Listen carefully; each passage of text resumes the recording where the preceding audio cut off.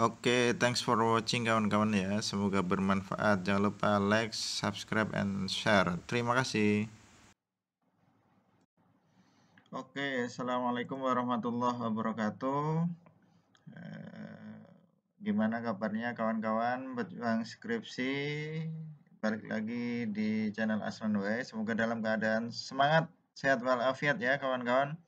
Amin ya robbal alamin. Nanti yang mau konsultasi silahkan kita buka ya, gratis kawan-kawan, biar nanti cepat kelar, cepat selesai skripsinya ya.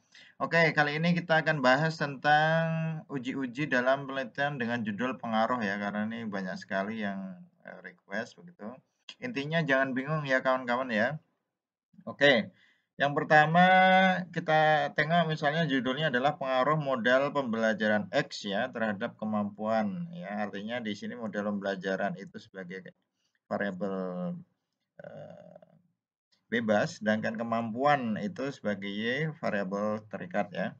Ini kuasi eksperimen ya karena dia ambilnya eksperimen ya, ada treatment ya karena dia model pembelajaran tadi, tetapi dia kuasi ya tidak murni begitu.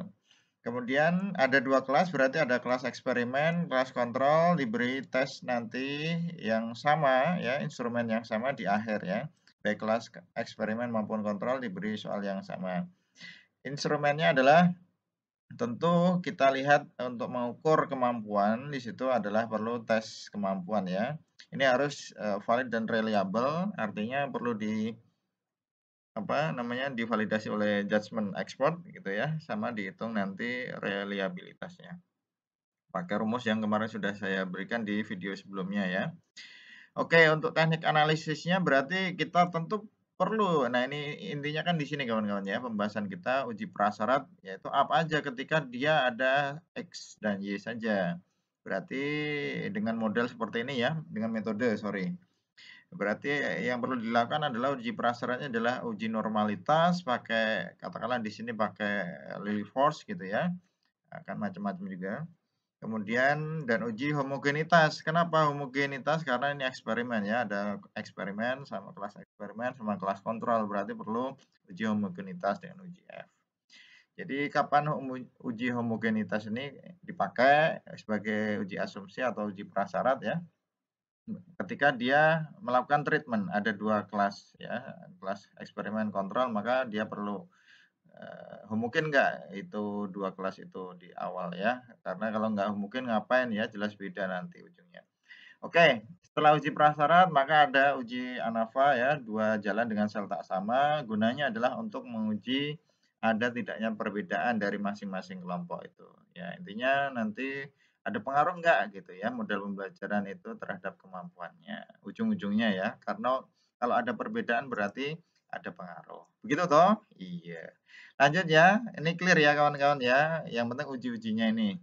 Yang kedua, pengaruh keterlibatan orto ya kita tengok satu-satu ini X1, X2, ini X3 ya, variabel bebas semua terhadap prestasi belajar nih Y.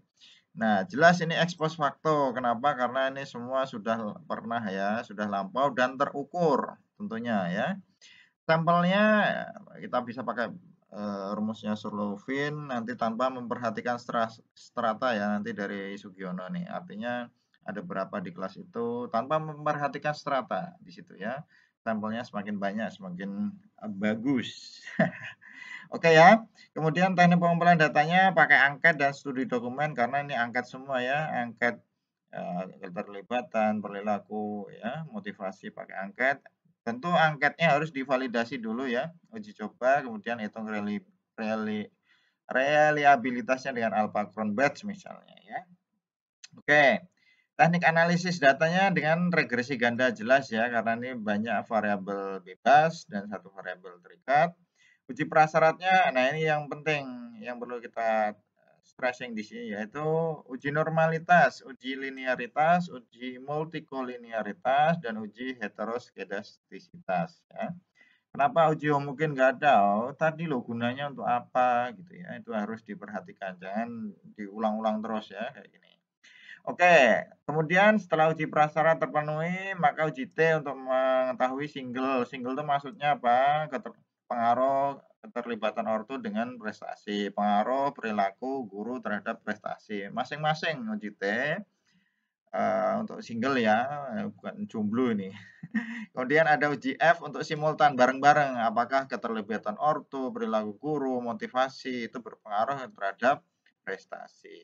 Bedanya tahu ya, uji T untuk apa, uji F untuk apa gitu ya. Fisher ya. Oke. Ini clear ya kawan-kawan ya. Simpel kan? Nah, ya harus dari habis ini nanti kalau masih tetap bingung nanti silakan WA ya. Ya, yang terakhir coba kita tengok bersama pengaruh matmobia selebgram ribet ya. Seleb efikasi, advertising question dan motivasi berprestasi terhadap prestasi. Jadi ada X1, X2, X3 dan X4 terhadap Y ya. Berarti dia boleh kita pakai ini ex post facto karena semuanya sudah lampau dan bisa kita ukur dengan angket ya kawan-kawan. Instrumennya angket self-efficacy, angket advertising question, angket fobia, angket motivasi, dan tentunya mengukur prestasinya adalah dengan tes ya, tes prestasi. Nah ini beda kalau kalau yang tadi masih analisis regresi ganda ya, berganda. Ini pakai analisis jalur ya, model dekomposisi. Ya pakai kerangkanya PET analisis. Ini yang model ini ke sini gitu ya. Model-model kayak gini ya, analisis jalur. Analisis jalur nih sebenarnya ya apa namanya pengembangan ya dari analisis regresi ganda saja ya. Nanti mungkin kalau mau tanya-tanya tentang yang ini semakin banyak ini kan semakin anu complicated gitu ya. Maka kita pakai analisis jalur, tidak hanya analisis regresi ganda. Kemudian uji prasyaratnya apa kalau analisis jalur ya uji normalitas, uji multiko, dan uji autokorelasi. Nah ini diganti kalau yang tadi pakai heteroskedastisitas dan juga linearitas. Ini tidak ada tapi jadi diganti dengan uji autokorelasi. Uji hipotesisnya nanti pakai analisis jalur. Oke gitu ya kawan-kawan, ini contoh saja. Artinya tadi yang pertama itu berapa variabel ya.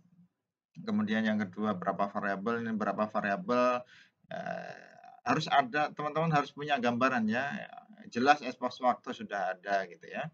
Kemudian tadi bagaimana teknik, pengumpulan datanya, kemudian, sampling-nya bagaimana, kemudian teknik analisisnya gimana, dan tentunya adalah uji-ujinya apa aja. Semoga bermanfaat, tetap semangat ya, ayo, biar cepat selesai dan berganti acara. Jaga kesehatan, semoga sehat selalu. Assalamualaikum warahmatullahi wabarakatuh. Arrivederci. Oke, sip.